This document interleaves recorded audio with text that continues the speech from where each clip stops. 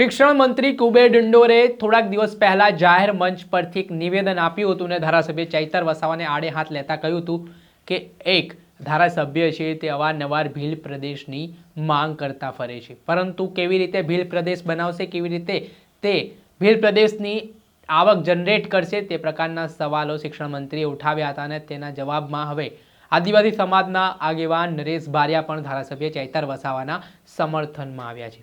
સાથે તેમણે શિક્ષણ મંત્રી કુબેર ડિંડોર ઉપર પ્રહાર કર્યા છે અને ગુજરાતમાં જે શિક્ષણની સ્થિતિ છે તેના ઉપર શિક્ષણ મંત્રી પહેલા ધ્યાન આપે તે પ્રકારની વાત કરી છે। આટલેથી ન ટકતા નરેશ બારિયાએ કહ્યું છે કે તમે કાલે ભીલ પ્રદેશ બનાવી આપો, દેશનું નંબર 1 રાજ્ય બનાવીશું, તે માટે અમે સમર્થ છે, તે પ્રકારની વાત પણ નરેશ બારિયા પોતાના નિવેદનમાં કરી રહ્યા છે। ત્યારે શું સમગ્ર મામલો છે, વિગતે વાત કરીએ। વૈષ્ણવજન તો તેને કહીએ જે પીડ પરાઈ જાનાને રે। નમસ્કાર દર્શક મિત્રો, નવજીવન ન્યૂઝમાં આપનું સ્વાગત છે। હું છું ફૈઝાન। આમ આદમી પાર્ટીના ડેડિયાપાડાના ધારાસભ્ય ચૈતર વસાવા જ્યારે જે જગ્યાએ પોતાની જાહેર સભા કરવા માટે જાય છે તે દરમિયાન તેઓ અચૂકપણે ભીલ પ્રદેશનો મુદ્દો ઉઠાવતા હોય છે, રાજ્ય સરકાર ઉપર પ્રહાર કરતા હોય છે। થોડાક દિવસ પહેલા ચૈતર વસાવાની ભીલ પ્રદેશની વાતને લઈને શિક્ષણ મંત્રી કુબેર ડિંડોરે નિવેદન આપ્યું હતું અને સાથે જ તેમણે ચૈતર વસાવા ઉપર પ્રહાર કરતા કહ્યું હતું કે એક ધારાસભ્ય છે તે અવારનવાર ભીલ પ્રદેશની માંગ કરે છે, પરંતુ કેવી રીતે ભીલ પ્રદેશ બનાવશે, કેવી રીતે આવક જનરેટ કરશે ત્યાં ભીલ પ્રદેશ માટે, તે પ્રકારના અલગ અલગ સવાલો પણ ઉઠાવ્યા હતા, જેના જવાબમાં ધારાસભ્ય ચૈતર વસાવાએ પણ વળતો પ્રહાર કર્યો હતો અને હવે આદિવાસી સમાજના આગેવાન નરેશ બારિયા પણ ચૈતર વસાવાના સમર્થનમાં આવ્યા છે। તેમણે શિક્ષણ મંત્રી કુબેર ડિંડોરે જે નિવેદન આપ્યું હતું તે નિવેદનને લઈને વળતો પ્રહાર કર્યો છે અને સાથે તેમણે કહ્યું છે કે ગુજરાતમાં આજે શિક્ષણની સ્થિતિ ખૂબ દયનીય થતી દેખાઈ રહી છે। આજે 1 થી 5ના જે વિદ્યાર્થીઓ છે તેમને યોગ્ય વર્ગખંડો નથી મળતા, શિક્ષકો નથી મળતા, અવારનવાર પેપરો ફૂટી જાય છે, અભ્યાસક્રમોમાં જે ફેરફાર કરવામાં આવે છે તેના કારણે વિદ્યાર્થીઓ અને શિક્ષકોમાં પણ એક મોટી મૂંઝવણ ઊભી થાય છે। તો તે આવા મુદ્દાઓ પર શિક્ષણ મંત્રીએ કામ કરવાની જરૂરિયાત છે, પરંતુ એ ટેક્સ વસૂલવાની વાત છે, તે મોટી વાતો છે તે શિક્ષણ મંત્રી કરતા દેખાઈ રહ્યા છે, તે યોગ્ય નથી। પહેલા તો આ મામલાને લઈને આદિવાસી સમાજના આગેવાન નરેશ બારિયાએ શું સલાહ આપી છે શિક્ષણ મંત્રી કુબેર ડિંડોરને, તે સાંભળી લો। નમસ્કાર મિત્રો, આ મારો વિડીયો છે એ આપણા ગુજરાતના શિક્ષણ મંત્રી કુબેરભાઈ ડિંડોર સુધી પહોંચાડજો। કુબેરભાઈ, તમને હું કહેવા માંગુ છું કે તમે ચૈતરભાઈ પર જે ટિપ્પણી કરી છે તો તમારે પણ એ ધ્યાન રાખવું જોઈએ કે તમે જે કંપનીઓ પાસેથી ટેક્સ વસૂલો છો, લોકો પાસેથી ટેક્સ વસૂલો છો, એના કારણે આજે આખા દેશમાં ગરીબી આવી રહી છે।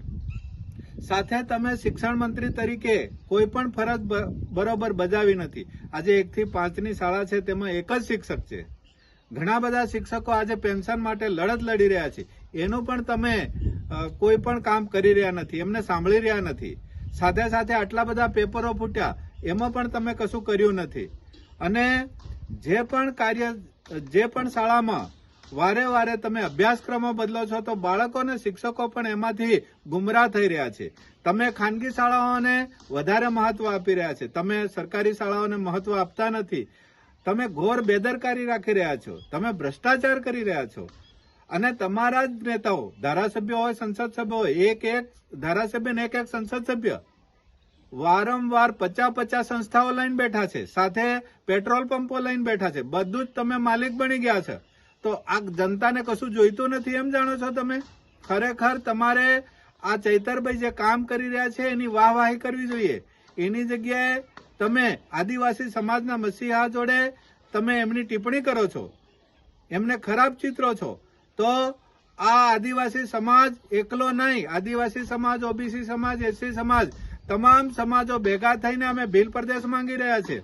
આ ભીલ પ્રદેશ તમે કહો છો કે 2 દિવસમાં અમે જાહેર કરીશું, કઈ રીતે ચલાવશો?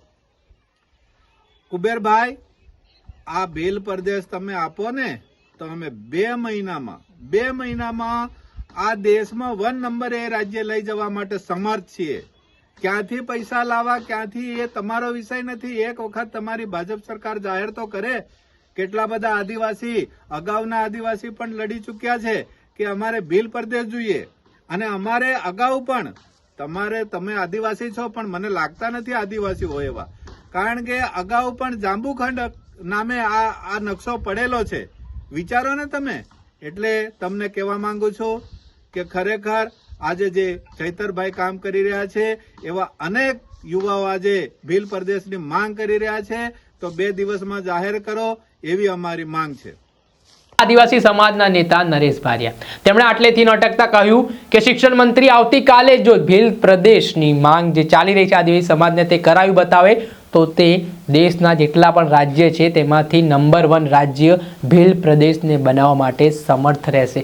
સાથે જ તેમણે શિક્ષણ મંત્રી કુબેર ડિંડોરના આદિવાસી સમાજને લઈને પણ સવાલ ઉઠાવીને કહ્યું કે મને નથી લાગતું કે એ આદિવાસી સમાજમાંથી આવતા હોય. તે પ્રકારના આરોપો નરેશ બારિયા પોતાના નિવેદનમાં કરતા દેખાઈ રહ્યા છે. તેના જ કારણે રાજકારણ ગરમાયું છે ને આરોપ પ્રત્યારોપ લાગી રહ્યા છે.